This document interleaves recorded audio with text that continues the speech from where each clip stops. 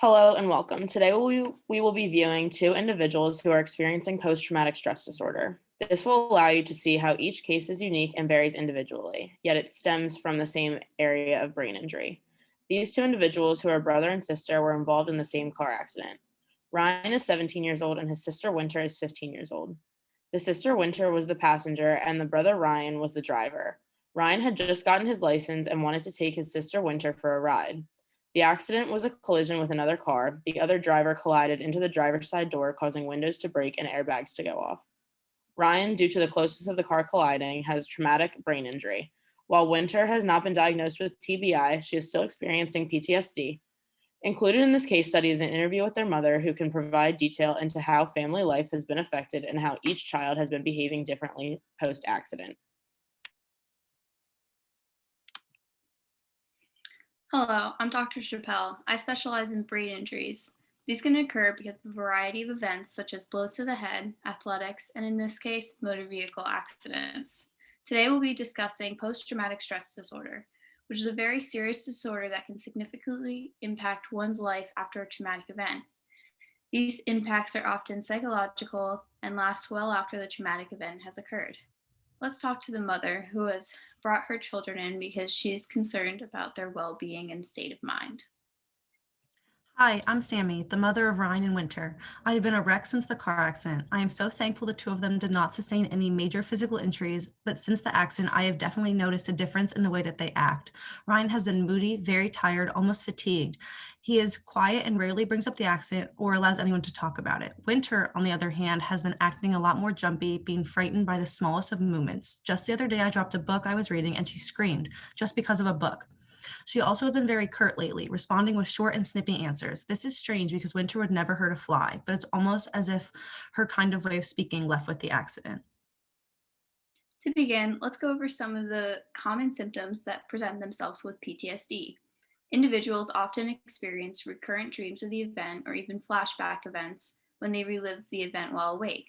Other symptoms include intense psychological distress, such as difficulty falling and staying asleep, irritability, outbursts of anger, and difficulty with concentration. Also, sudden movements or noises could be triggering and bring them back to the event, offsetting these flashback tendencies. That makes so much more sense now. I just still don't understand what's going on. Why would they be acting so differently if they have the same diagnosis?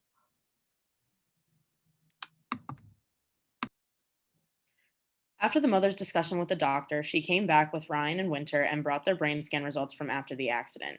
During this appointment, the doctor will review Ryan and Wynter's scans as well as talk to them about what they have been experienced since the incident.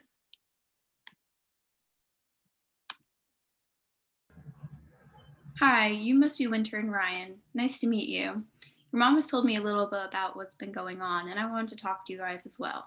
How have you been feeling since the accident? Hi, I'm Winter. I'm doing all right, thanks.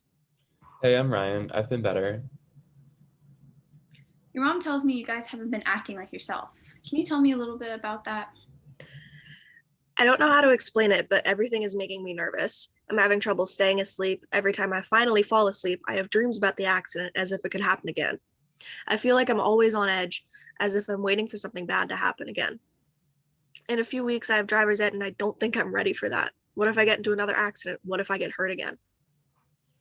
Yeah, I feel like I've lost all my motivation. I feel like everything in my brain is fuzzy, and I feel like I'm forgetting everything. It takes everything to get out of bed in the morning. I just want to stay there, where it's safe. It's my fault this happened. I was the one driving. If we never went out for the drive, none of this would have happened.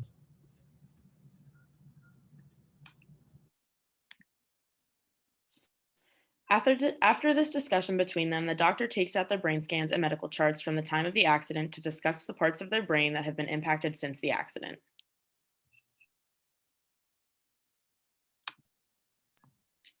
After looking over the brain scans that your mom brought me, it is clear that there is some damage due to the accident. Winter, I can see that your amygdala is hyperactive.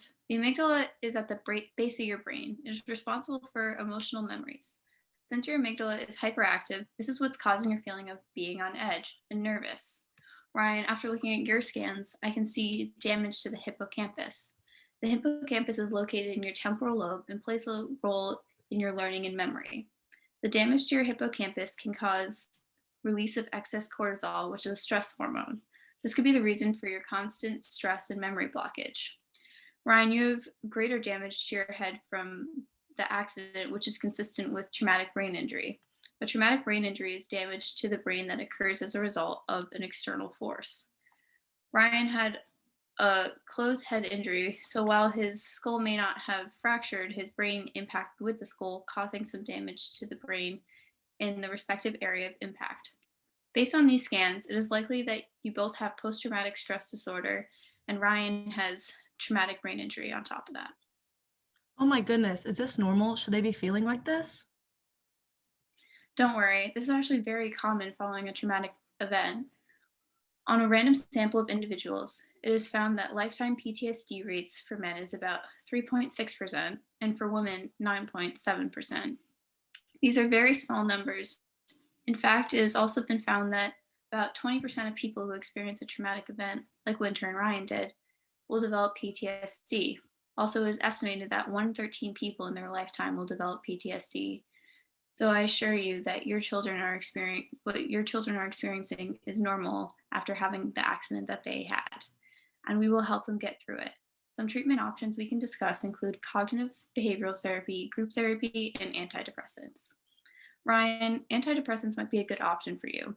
SSRIs, which are selective serotonin reuptake inhibitors, can help improve your overall mood, increase cognitive function skills that may have declined post-accident, and also increase hippocampal volume. After the incident, you had damage to your hippocampus, which is affecting your overall behavior. This medication may reverse the effects of that and help improve your well-being. Wynter, I would initially like to start you off with therapy so you could start learning breathing exercises and ways to calm down your amygdala naturally. We can try this for a while, and if it does not work, we can explore medication options. A medication class that may be well suited for what you're experiencing are benzodiazepines. These medications can include Xanax, Ativan, Valium, and Klonopin. The way that benzodiazepines work is by enhancing your neurotransmitter GABA, which will in turn slow down your amygdala activity. By doing this, you will feel less anxious because your fight or flight response will not be as easily activated. I don't want to start you on medications like benzodiazepines unless necessary, as they are not good for long-term use and can become addictive.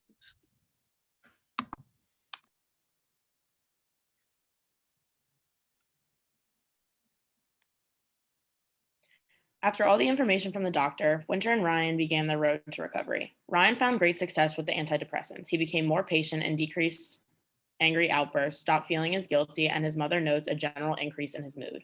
Wynter found success without medication. She learned coping techniques through therapy. Her nightmares stopped, she became a little less skittish, and she is doing well in her driver's ed class.